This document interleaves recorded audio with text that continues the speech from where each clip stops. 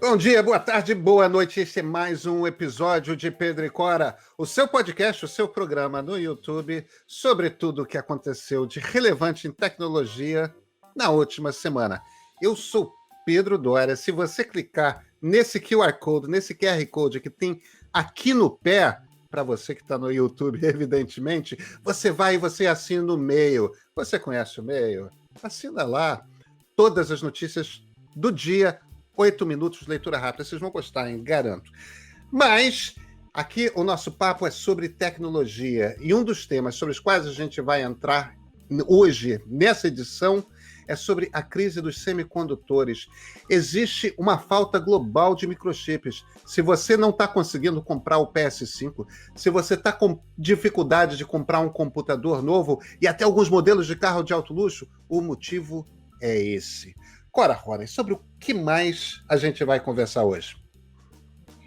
Nós vamos falar também sobre a inesperada saída da LG do mercado dos celulares, porque ela parou de fabricar smartphones, ela avisou isso essa semana. E nós vamos falar do Google Nest, que acaba de chegar ao Brasil. Pois é, gente. E então, por que não começar? Vamos lá. Nosso primeiro assunto, LG.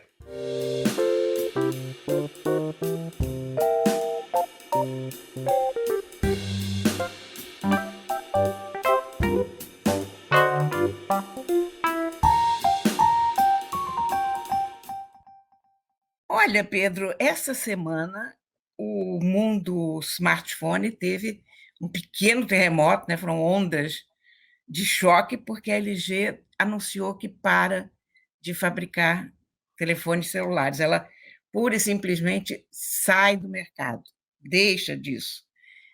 E não é uma notícia simples para quem acompanha essa indústria, porque a LG foi uma das primeiras fabricantes de celulares.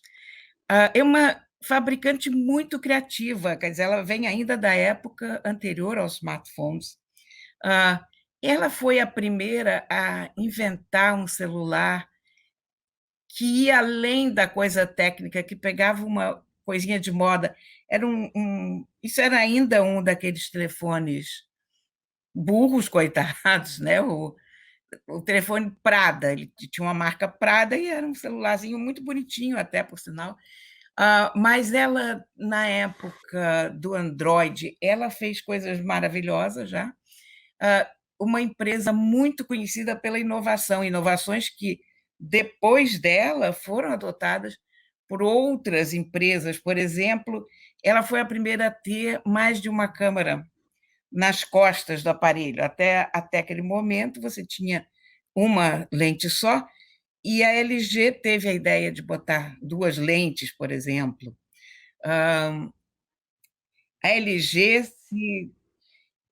ela teve alguns aparelhos muito, muito memoráveis. O G3, por exemplo, o G3 era de 2000, eu até anotei os anos aqui em algum lugar.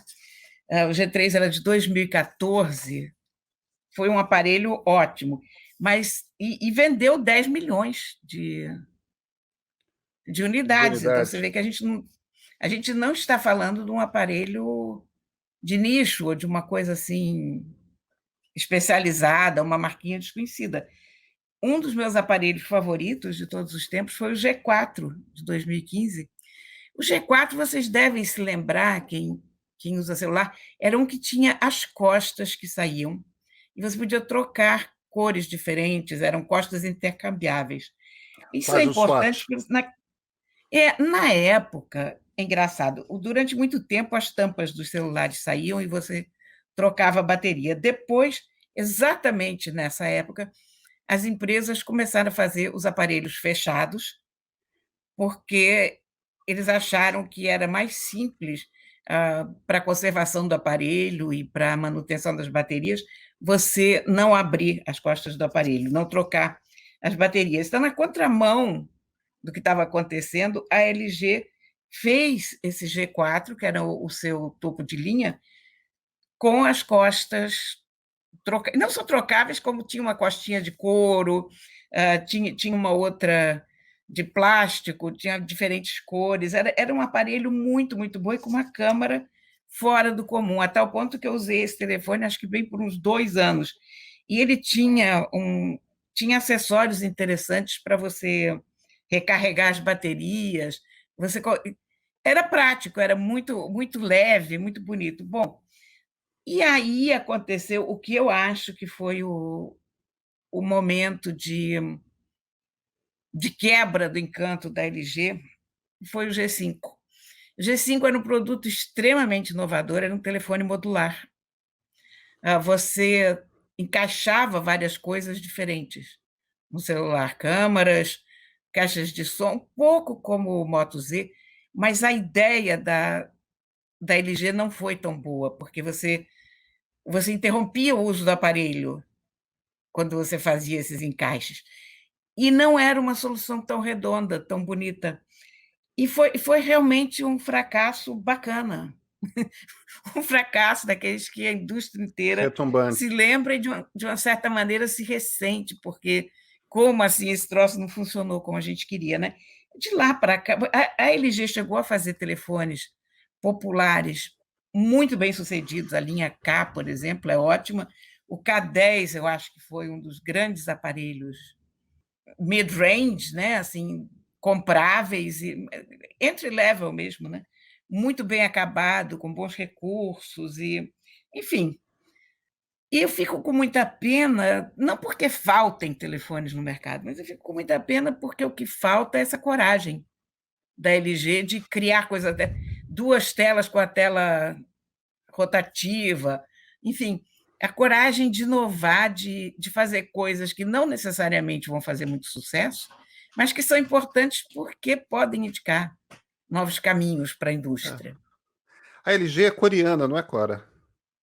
É, É coreana, pois é. É curioso isso, porque eu fico pensando quando uma coisa. Eu não acompanho tanto quanto você o mercado de telefonia celular, dos aparelhos, né, do hardware. Mas é muito curioso porque a gente está falando de uma empresa que não é uma empresa qualquer. A LG e a Samsung são as empresas que fazem tela no mundo. Se você quer uma tela de é. qualidade, você vai ou para a Samsung ou para a LG. Então, não importa qual é a marca de televisão que você vai comprar, provavelmente a sua televisão, o seu monitor, tudo mais, vai ter uma tela que foi fabricada originalmente por uma dessas duas coreanas.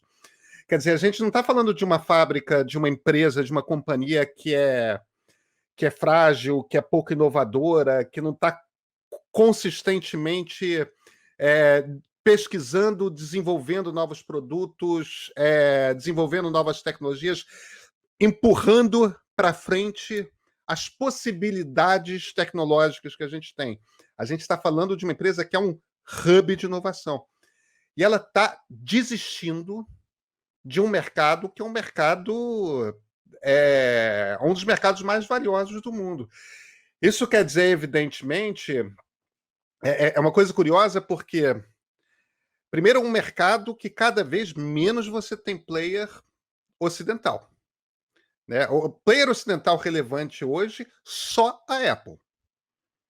Todos os outros players, bem, tem a Motorola, né? Mas a Motorola já é oriental, né? Motorola é da Lenovo, que é de Da Taipei. Lenovo, é chinesa. Pois é. É. Então, o que acaba acontecendo é que a Nokia é fabricada pelos chineses também, os aparelhos Nokia, não são? Sim, Não tem, são mais tem, aliás, tem uma finlandeses. nova, tem uma leva chegando aí hoje, inclusive, mas pertence ao grupo HMD chinês. Quer dizer, no fim das contas, eles licenciam o nome finlandês, mas os engenheiros, a localização, o desenvolvimento, é tudo Não, não, chinês. eles mantiveram, eles recontrataram os engenheiros da Nokia, tem os engenheiros da Ah, Nokia. é? Eles, junto com o nome, Eles eles levaram a quiseram, equipe. eles levaram uma equipe e estão planejando manter essa mística do nome Nokia, né? A associação, a No que eles são Finlândia. muito espertos. No que eles são muito espertos, né? Sim, Até porque os nórdicos são conhecidos por um design, por um lado austero, mas por é. outro sofisticadíssimo, né? Então, mas aí eu volto para o meu ponto, que é esse é um mercado que está ficando cada vez mais chinês, né, Cora? Já existia um movimento de orientalização, de asiatificação da invenção, da criação. Não é só do fabrico. Fabrico já é há muito tempo, mas é do desenvolvimento, da criação, né? Do processo criativo de desenvolver os novos modelos. Já existia essa guinada para a Ásia. Agora a impressão que eu tenho é que não só teve a guinada para a Ásia, como agora está virando uma coisa sinocêntrica, no sentido de cada vez mais chinesa. Inventar celular é coisa da China. Quer dizer, não é só o Ocidente que perdeu. Os tigres asiáticos, tipo, tá todo mundo. Esse mercado está se concentrando na China, não?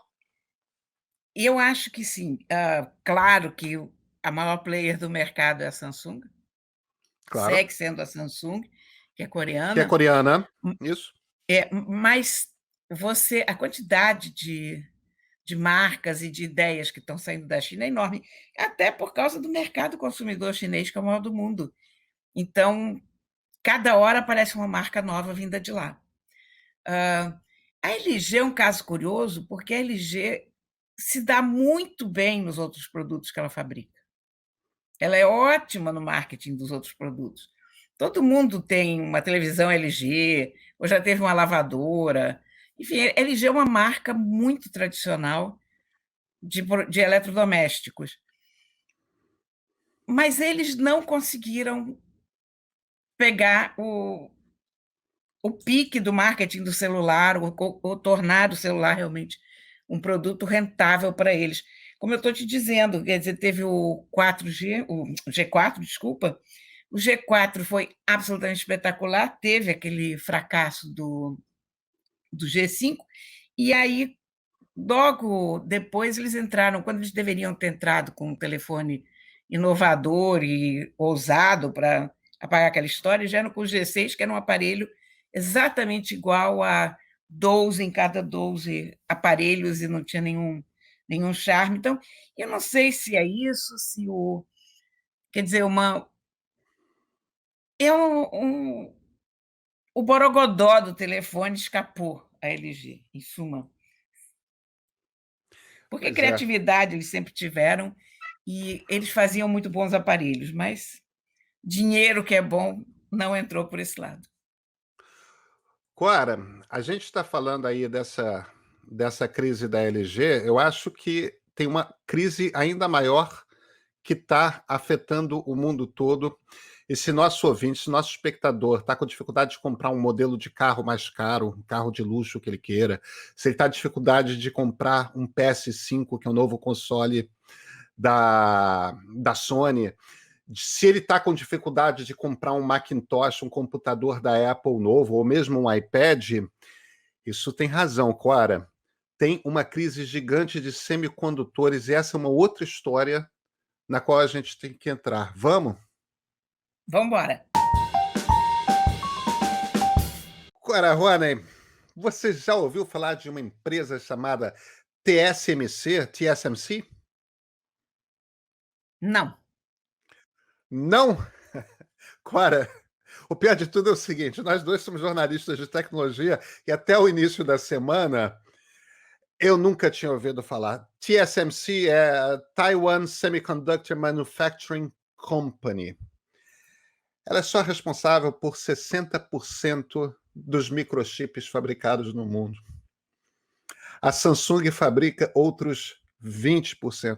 Agora, o pior de tudo é o seguinte: nossos ouvintes, nossos espectadores talvez não saibam, a Intel, que é evidentemente o nome mais conhecido de semicondutores, de microchips, a Intel tem uma importância fundamental, porque não só ela foi fundada pelas pessoas que inventaram os semicondutores, que inventaram os microchips, como a Intel, de certa forma, embora a HP seja dos anos 40 e tenha sido fundada no Vale do Silício, a empresa que de fato funda o Vale do Silício é a Intel, porque ela inventou o microchip, isso nos anos 60, foi fundada no Vale, e o que aconteceu é, ela criou o microchip e começou a pipocar em volta a fábricazinha de robista desenvolvendo o microcomputador. Quer dizer, toda essa revolução nasce dessa tradição americana via Intel de fabrico de microchip. E hoje, a própria Intel fabrica na TSMC, na TSMC, os seus microchips mais sofisticados, porque, Cora, o que acontece é o seguinte, eles têm lá em Taiwan uma tecnologia de fabrico, de manufatura desse tipo de coisa, dos mais sofisticados, dos mais miniaturizados, que a Intel não tem. E aí o que acontece é o seguinte, primeiro a gente tem o problema da pandemia. E a pandemia atrapalhou todos os fluxos de navio do mundo. Então, são vários materiais, matérias-primas, que chegam com mais dificuldade. Agora, não só isso, como o Donald Trump, quando era presidente dos Estados Unidos, bagunçou tudo. Porque quando ele começou a fazer guerra comercial com a China, parte da guerra comercial do Trump era uma coisa de não pode usar tecnologia americana. Então, tais patentes não podem.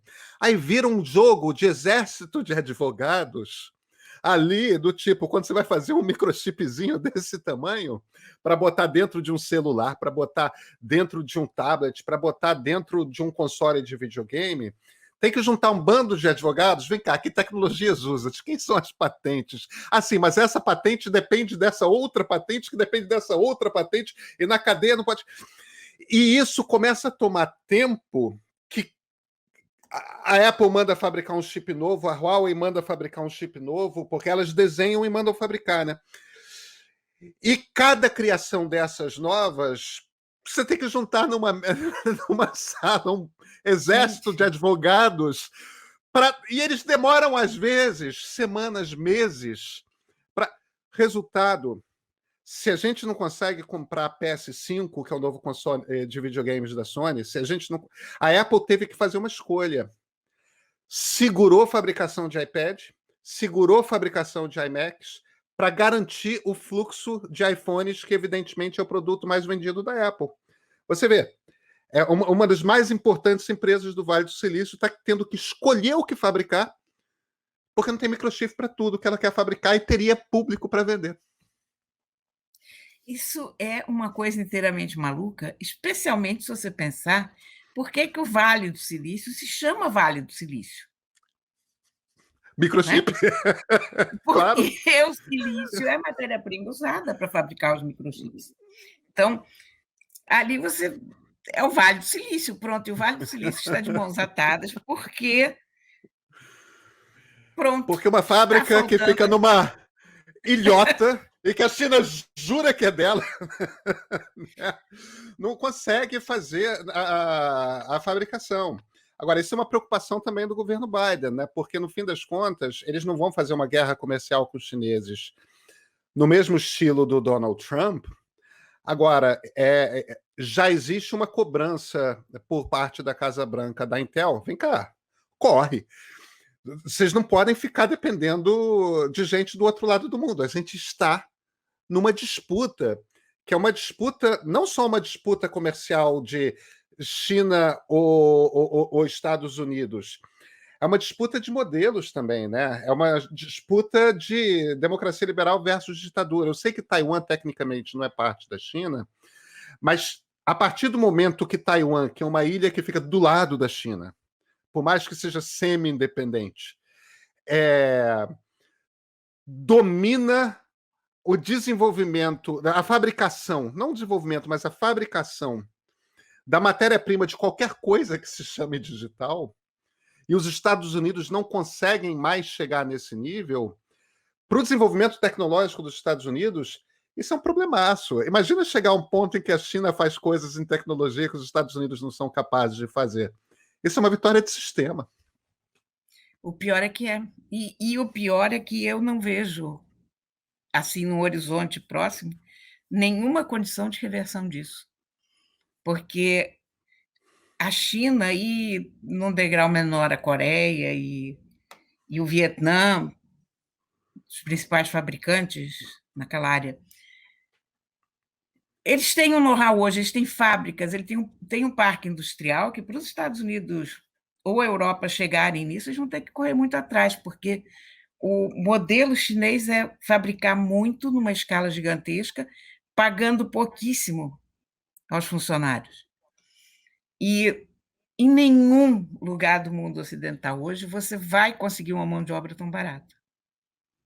Todo o É, modelo de consumo ocidental está baseado na mão de obra escrava ou semi-escrava oriental. Então, é. isso é um nó. Agora, o diabo é o seguinte: essa é que eles são muito diferentes de nós latino-americanos nesse sentido, né? Porque eu nunca vou, eu não consigo perder essa referência. O PIB da China era o mesmo PIB do Brasil em 1994, quando Fernando Henrique Cardoso subiu pela primeira vez a rampa do Planalto como presidente eleito. Era o mesmo do Brasil. Estava começando a globalização, isso era o governo Clinton nos Estados Unidos, e o Clinton fez aquele grande empurrão do processo de globalização de, gente, vamos terceirizar a fabricação das coisas. A lógica era exatamente essa. A gente chega aqui, ano de 2021, e eles detêm a mão de obra super barata, né? Os sweatshops, as fábricas que são quase trabalho escravo para padrões ocidentais. Muitas dessas fábricas são, inclusive, fábricas como as maiores fábricas que fabricam iPhones, que fabricam, né, é, aquela coisa de gente que fica horas paradas e tem altas lesões de dedos porque ficam 10 horas por dia mexendo com coisas pequenininhas e ganham salários horrorosos e dormem em cubículos que são os alojamentos das fábricas. Quer dizer, você tem condições horrorosas. Agora, eles desenvolvem tecnologia. Eles não fazem só a mão de obra barata. Hoje eles formam engenheiros de ponta. Hoje eles formam designers de ponta. Hoje eles formam arquitetos, médicos. Eles fabricam e inventam vacinas de Covid. Quer dizer, o que a gente está vendo nessa crise de fornecimento de semicondutores, que em parte é por conta da pandemia, em parte é por conta do desastre da política tributária da guerra comercial do governo Trump, é o problema que os Estados Unidos de certa forma, o Ocidente vai ter nas próximas décadas, né? Tem que reverter esse processo. Se a gente está, em essência, numa disputa que vem cá, o comunismo de mercado ou a ditadura capitalista chinesa, seja lá como a gente quer chamar aquele sistema, vai ganhar ou é a democracia liberal que vai ganhar? Que sistema é capaz de desenvolver mais conhecimento, de fazer mais dinheiro, de distribuir mais renda e, portanto, gerar uma sociedade de alguma forma mais justa, né? Isso é um desafio. A gente começou com semicondutores, a gente já está na sobrevivência da democracia, né? Anos interessantes, Cora. Olha, e isso, só acrescentando mais uma coisa, a pandemia deixou muito claro como a gente depende do transporte marítimo, do transporte intercontinental, e botou a nu a maluquice que é isso, que você precisa comprar palitos ou pequenas peças de plástico da China, coisas que podem ser produzidas em qualquer quintal, porque mesmo com todo esse transporte, mesmo com todo o custo embutido em embalagem, carregar e tal, ainda sai mais barato fazer o negócio na China do que fazer no Brasil, ou na Argentina, ou nos Estados Unidos. Então, a gente tem que repensar muita coisa, inclusive essa interdependência dos países, sabe? Eu acho que a questão da interdependência dos países me preocupa menos do que a questão da perda da capacidade de desenvolvimento tecnológico de democracias liberais. Eu ainda gosto de liberdade, sabe, Cora? Eu também, sim, com toda certeza, mas são problemas paralelos, né? São problemas paralelos, claro, E e um tem você a ver vê, diretamente com o outro. e simbolicamente, aquele navio chinês, não No era canal, chinês? eu não lembro. Era Encalhou no chinês? canal de Suez e segurou toda E barrou, a, e a, a barrou, e barrou. navegação marítima. É. Cora, já que a gente falou de Coreia do Sul no primeiro bloco e de China e Taiwan no segundo, vamos para o Vale do Silício? Vamos falar Vamos embora, do novo lançamento do Google aqui no Brasil? Vamos vamos. lá. Olá pessoal, boa noite, tudo bem? Meu nome é Vinícius Dib, eu sou o Head de Parcerias de Devices para o Google, para a América Latina. Vinícius, muito obrigado por ter aceitado o nosso convite. Você está aqui porque a gente vai falar desse camarada aqui, o Google Nest Audio. É, teoricamente, a melhor caixa de som que o Google produz. Evidentemente, aqui tem o Google Assistente dentro, ou a Google Assistente, eu não sei como é que vocês falam aqui no Brasil oficialmente. Isso é uma das coisas que eu quero que você explique para a gente. E, portanto, isso aqui é, além de uma baita de uma caixa de som, que a gente pode conectar com Spotify, com Rdio, com outros sistemas de música, é também um controlador da casa inteligente, né? Quais são as características desse aparelho aqui? O que ele traz que os outros aparelhos, as outras caixas do Google que a gente já tem no mercado, a gente tem duas outras, não trazem? Exatamente, Pedro. O Google Nest Audio, ele chegou no Brasil ontem, tá? Como o mais novo, nova adição para a nossa categoria de Smart Speakers da Nest no Brasil. Anteriormente, a gente já tinha lançado no Brasil o Nest Mini, e o grande diferencial do Nest Audio para o Nest Mini é a potência e a qualidade de som que essa caixinha vai trazer para sua casa.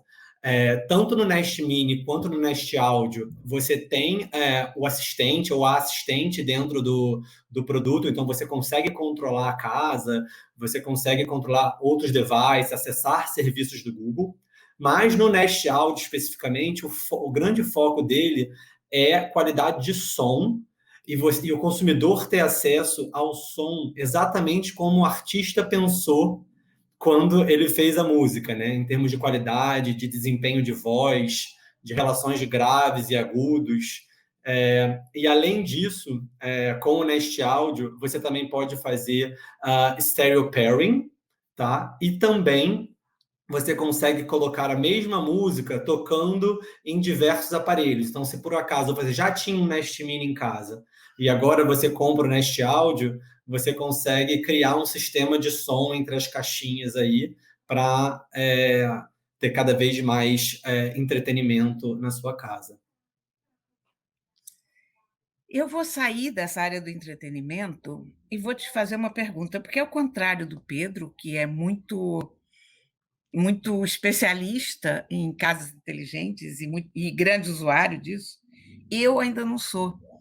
Então, eu queria te perguntar o seguinte: qual é o que levaria a comprar isso? Eu sou uma consumidora comum, eu não tenho uma casa inteligente, eu já tenho uma caixa de som normal. Em tese, as minhas necessidades estão atendidas. Por que é que eu deveria comprar um Google Nest?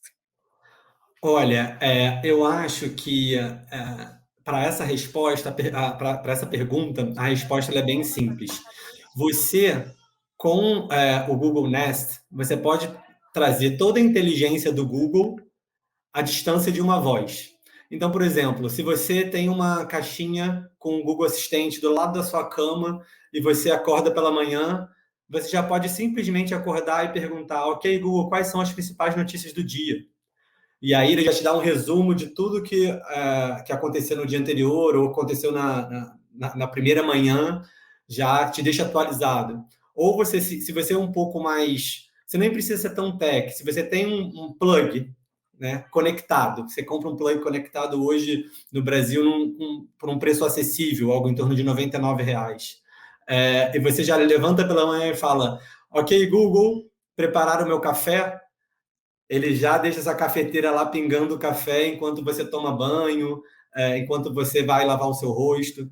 Então, na verdade, a ideia não é nem ter uma casa conectada, é ter uma casa que te ajuda, que trabalha a favor de você, à distância de uma voz. Vinícius, a grande dificuldade aqui, o motivo pelo qual essas caixas são lançadas nos Estados Unidos, são lançadas na Europa e demoram a chegar no Brasil, é que você tem que adequar a língua, o português que a gente fala aqui no Brasil, para cada um desses aparelhos, né? Qual é o processo? O que dificulta? Como é que funciona essa localização? Tá. Primeiramente, você não existe uma localização padrão. Uma vez que eu tenho um português localizado, ele serve para qualquer interface de produto. Ele serve para o celular, ele serve para a caixinha, ele serve para o display, ele serve para o Android Auto. Não é assim. Você tem uma localização, uma integração para cada produtinho que você quer trazer. E como todos vocês sabem, o português é uma das línguas mais difíceis que tem hoje no mundo, né? Você hoje, com uma frase, por exemplo, dependendo da entonação de voz que você entrega, podem ter significados completamente diferentes. Um exemplo de uma frase, não é hoje não, você pode ter, dependendo da exclamação ou da pontuação que você pode ter na frase, você pode fazer assim, não, hoje não. Ou você pode falar, não é hoje não. Enfim, existem milhões de iterações diferentes da língua portuguesa que você tem que treinar o robô para entender cada uma delas. E, além disso, você tem toda a questão de sotaques, até questões linguísticas mesmo, de região para região, que você tem que treinar cada vez mais o assistente ou a assistente para conseguir entregar uma resposta adequada à pergunta do consumidor. Então, o Google é muito metódico nisso, né? A gente prefere demorar um pouquinho mais a trazer um produto, mas colocar um produto que não frustre o consumidor final, do que acelerar e trazer, de repente, um produto que ainda não está 100% pronto. Ele aceita as diferenças regionais da língua? Digamos, eu comprar uma caixinha dessas no Rio Grande do Sul não é, digamos, comprar a caixinha mas usar essa caixinha no Rio Grande do Sul é diferente de usar na Paraíba ou na Bahia, né? Como é que ele lida com essas Ele diferenças? é treinado para entender. Então, a gente tem uma equipe de linguistas brasileiros que trabalham no Google, na Califórnia, que tenta prever todas essas diferenças linguísticas que podem ter quando o consumidor interage com a caixinha. Então, eu não tenho as respostas exatamente técnicas, mas, por exemplo, quando você faz uma pergunta, o linguista que treina esse robô e coloca os parâmetros para ele entender o que está sendo perguntado, ele coloca milhões de opções para a mesma frase de formas diferentes que podem ser faladas para cada vez mais ter uma resposta adequada quando você vai interagir com a caixa do Google. Então, assim, o Nest, você não compra só uma caixinha, você compra toda a inteligência que o Google consegue entregar por trás daquela barrinha de busca, ele está ali dentro daquela... Não, o Nest Mini é uma forma de um donut, e do Nest Audio é uma forma mais oval, mas a gente chegou a ter comentários falando que parece um sabonete gigante, mas eu não gostaria de falar isso. Vinícius, eu não, da última vez que eu soube, eu não sei como é que estão esses números agora, da última vez que eu soube, português brasileiro era a segunda língua mais usada no assistente. Continua assim? E aí tem uma sequência que eu gostaria de fazer em cima dessa pergunta, que é se é tão popular, ou seja, se o brasileiro já se acostumou a conversar com o celular, porque é isso, né? A barreira é você passar para a interface de voz, para você chegar ao ponto em que conversar com a máquina é natural. parto do princípio que se o português já é a segunda língua, perante francês, perante espanhol, perante alemão, tudo mais, então é porque nós, brasileiros, não haverá de ser os portugueses, não haverá de ser os moçambicanos, os angolanos, devemos ser nós, os Sim. brasileiros. Qual é o grau de aceitação de dar esse pulo, de ir do celular para ter o assistente no espaço? Porque essa é a diferença, né? Você não saca o celular para conversar. De repente você está na sua sala e você conversa com a sala. Porque essa é a sensação que dá. Qual o grau de aceitação dessa... Então, no fim das contas, são duas perguntas. Continuamos como a segunda língua do Ocidente? E na sequência, qual o grau de aceitação do brasileiro da ideia de conversar com a sala dele, de conversar com o quarto dele? Claro. Não, com certeza. Sim, o português continua como a segunda língua mais falada no assistente, muito porque a gente já tem o Google Assistente localizado nos smartphones desde 2017. Então, esse é um trabalho que o Google começou com o smartphone, que é uma categoria super disseminada no Brasil, né? E os consumidores foram se acostumando a conversar com o Google através do smartphone. O que eu posso falar é o seguinte: a gente tem algumas métricas não só de compra e venda de Nest Mini no Brasil, né, que tem um assistente, mas também de engajamento. E o que eu posso falar é que o engajamento do brasileiro com o Nest Mini, ele está no mesmo nível, né? Quem tem utiliza bastante, está no mesmo nível de engajamento que a gente tem do Google Assistente no celular. O trabalho hoje agora é massificar o conhecimento da população para as caixinhas de assistente pessoal. Né? É a população entender que aquele mesmo Google Assistente que está no seu celular é o Google Assistente que está na caixinha do Google e que, se você tem ele na sua casa, você pode conversar da mesma maneira que você conversa com o seu telefone.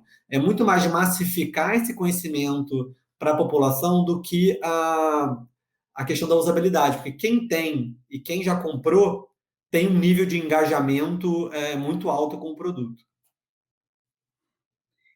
Eu acho que, no fundo, a gente tem uma barreira cultural em relação a isso, sobretudo as gerações mais velhas. Eu observo com os meus netos não digitam. A interface deles com o celular e com o computador é a voz. Então, evidentemente, para eles, uma caixinha dessas, eles tiram de letra. Mas eu ainda tenho e assim, gente, vou parecer maluca falando sozinha, né? A gente ainda tem uma resistência, eu diria, cultural mesmo, a dar ordens de voz, né? O comando de voz. Vocês notam essa diferença geracional? Nós notamos, mas você pegou num ponto que é muito engraçado, sabe, Cora? Porque tanto que nos Estados Unidos a gente fez uma campanha como essa. Se você pegar gerações, óbvio que mais velhas do que a sua, né, de pessoas até que têm mais dificuldade de mobilidade, que estão em cadeira de roda, a melhor maneira que elas têm para interagir com o produto é através de voz hoje. Então, a gente fez até uma campanha super legal nos Estados Unidos com pessoas com dificuldade de locomoção, onde a caixinha com o Google Assistente mudou a vida delas. Tudo que elas precisavam, elas faziam, né, via voz, sem precisar pedir para ligar a televisão, por exemplo. Você não precisa ficar andando e procurando o controle remoto para poder ligar a televisão. Você simplesmente fala: ok, Google, ligue minha TV. Ou se você quiser escutar algum podcast é uma coisa que está bombando nas caixinhas de sons inteligentes. Então, você não precisa ir atrás do seu computador, ir atrás do seu telefone. Você pode simplesmente pedir para a caixinha de som tocar o seu podcast preferido. E aí você está lá deitado no sofá e começa a tocar. Então, acho que é muito mais as pessoas entenderem como que elas podem inserir essa tecnologia delas, essa tecnologia nova no dia a dia delas, quando ela tiver esse clique de isso aqui funciona no meu dia a dia, aí vai mudar bastante a forma como o consumidor interage com a caixinha. Eu tenho esse exemplo aqui na minha casa. Eu sempre fui super tech, então sempre quando tinha alguma novidade, eu ia atrás para comprar, e a minha esposa era o oposto.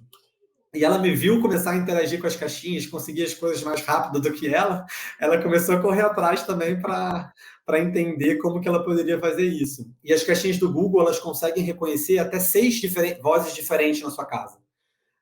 A gente tem um sistema de voice matching muito legal. Então, por exemplo, se eu pergunto da minha agenda do dia, ele sabe que é a agenda do Vinícius. Se a minha esposa pergunta da agenda dela do dia, ele sabe que é a agenda da Carol. Então, é uma questão da gente conseguir entender e ter o clique do primeiro passo de que como isso está me ajudando. Tanto que a nossa tagline, né, não é nem quando o Google fala de casa conectada, a gente não fala de casa conectada, a gente fala da casa que te ajuda, que é muito mais essa questão. Pois é, você sabe que eu tive o cuidado de desligar a caixa aqui do escritório para poder fazer lá OK Google em paz, né? Sim. Eu estou imaginando os pobres dos nossos ouvintes nesse momento, que quem estiver ouvindo numa caixa de som alta, vai ter gente... a gente vai estar disparando algumas caixas por aí. Vinícius, deixa eu te fazer uma última pergunta, que é uma pergunta de serviço fundamental. Quais são as caixas que estão agora à disposição no mercado brasileiro e qual é o preço sugerido para cada uma delas? A gente tem 2 caixas inteligentes do Google disponíveis no mercado. A gente tem o Google Nest Mini em 2 cores, a cor carvão e a cor giz. Ela está disponível nos principais varejistas por na faixa de R$349. E a gente também tem o Google Nest Audio, acabamos de lançar ontem, por R$849. Os 2 produtos, os usuários que comprarem tanto o Nest Mini quanto o Nest Audio ganham 3 meses grátis de YouTube Premium. Então, você já também recebe a sua caixinha com a oportunidade de testar a potência de áudio delas com o YouTube Premium grátis, escutando músicas sem anúncios durante 3 meses. Bacana. Vinícius Gibi, muito obrigado pela conversa, por ter aceito o nosso convite aqui. Muito obrigado, Pedro, Cora. Foi um grande prazer conversar com vocês. Que boa a entrevista do Vinícius, né? E que interessante isso da gente ficar vendo essas mudanças de costume trazidas pela tecnologia à volta da gente, né? Daqui a pouco todo mundo conversando com a sua casa. É verdade. É verdade. Agora, eu tenho um outro anseio, que é o seguinte: você sabe, né, Cora, assim como você é fã de Samsung, os meus celulares Android favoritos foram os Pixels. Eu tive o primeiro Pixel, eu tive o Pixel 2, eu tive o Pixel 3. Eu É verdade. adorava aqueles aparelhos. E eu voltei para iPhone, agora mais recentemente, e sou felicíssimo com o meu iPhone. Mas eu adoraria que o Google começasse a trazer para o Brasil também os aparelhos celulares dele, porque são aparelhos para competir com os topos de linha Samsung, com os topos de linha Huawei, com os topos de linha da Apple. São aparelhos muito bons com Android puro.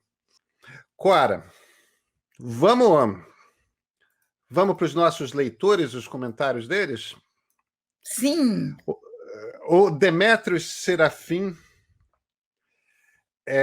brinca comigo e brinca com você. Ele brinca com o meu bordão no ponto de partida. Você conhece o meio? É um banho de conhecimento. Você conhece a Cora? É um mergulho de vida. Que bonitinho. O Lucas Valinotto. Uso muito VR. Tenho um óculos Quest. Em um lobby virtual, tinha vários senhores de 50 anos falando tanto que o mercado de VR para essa faixa etária não é explorado. Vocês têm alguma opinião sobre isso? Abraços, adoro o programa. E aí, Cora, você tem alguma opinião sobre isso? Sobre esse mercado das pessoas mais velhas e VR? Que curioso, eu não tinha pensado sobre essa questão ainda, desse ponto de vista de idade. Eu vou ter que pensar sobre isso. Eu não estou preparada para opinar. Cora, eu só estou há 4 anos dos 50. Na verdade, há 3,5 dos 50, então tá tudo bem. Eu estou quase lá também. E tem a Leila Maia. Leila Maia escreve o seguinte: amo essa dupla e essas pautas, fico feliz e à espera de cada programa. Poxa, Leila, muito obrigado. E, Cora, sempre um prazer. Assim encerramos mais um episódio de Pedro e Cora, que você sabe, toda sexta-feira de manhã, no canal do Meio, no YouTube e no tocador de podcast da sua preferência. Até semana que vem.